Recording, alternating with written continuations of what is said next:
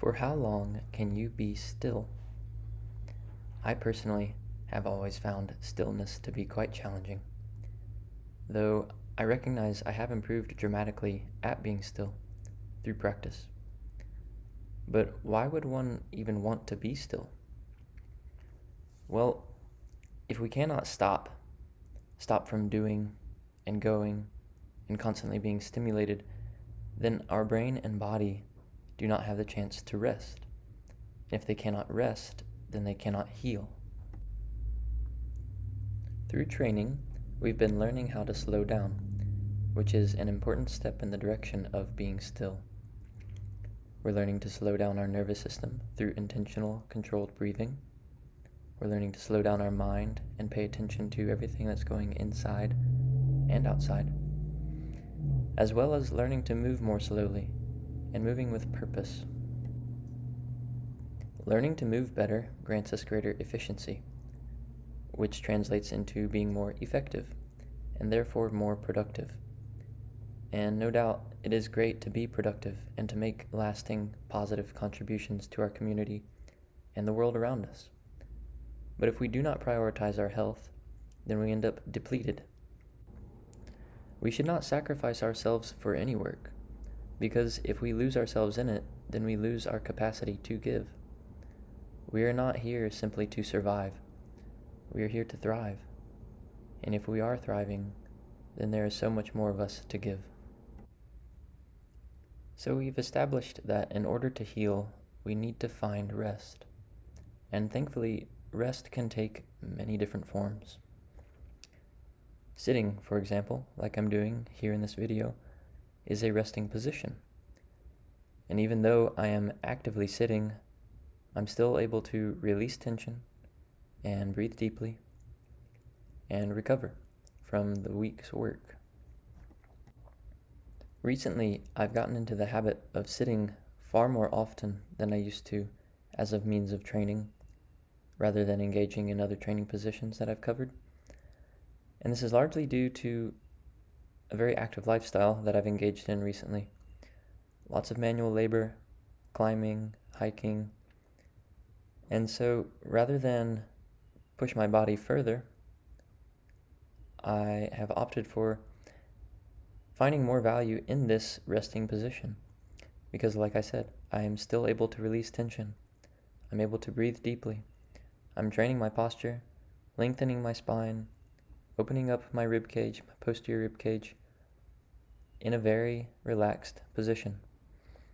And thankfully, since I am balanced upright here, and I am aware of where I'm building tension and able to release it, this becomes simultaneously training and rest. And so I encourage all of you to explore this position further and see what you can learn from it.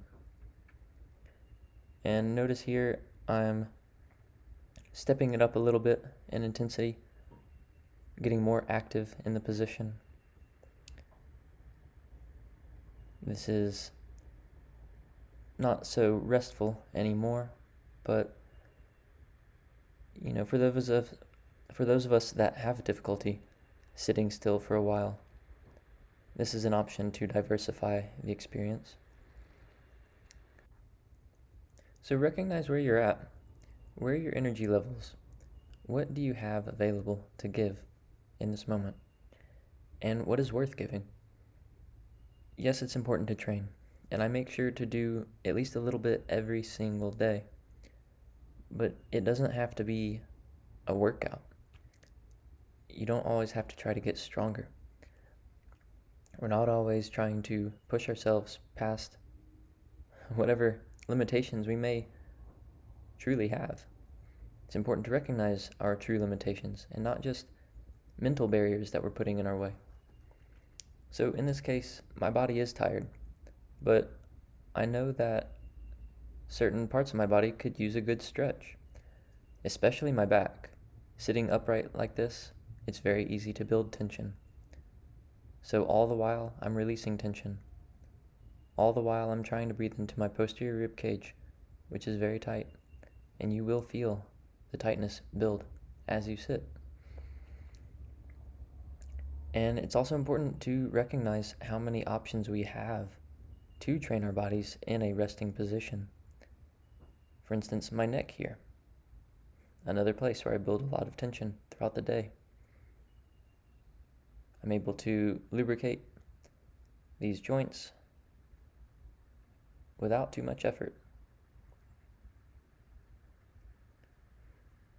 Resting and training at the same time. And so, back to the topic of varieties of rest experience that we can find. Yes, we do not need to be totally still in order to find rest, although this is a skill that I encourage everyone to spend much time trying to cultivate. But being active in a relaxed manner can be restful. For instance, walking, or gardening, or cooking, or cleaning, or reading, depending on what kind of stimulation we've been involved in. If our brains have been very active, then move your body to rest your brain. If your body has been very active, then use your brain to rest your body. Today is a rest day for me, which means my activities will probably only consist of doing a few chores at the house, going for a slow walk in nature, and getting groceries and preparing food for the week. Without a doubt, there is much more I could do. I could be more productive, but I'm opting for taking care of myself first, so that when the time does come, I can do more when I truly need to. So find your own rest day, but don't limit yourself to just one day of rest. Find rest throughout the week, and take care of yourself. Take care of others, and we'll take care of the world together. Good luck.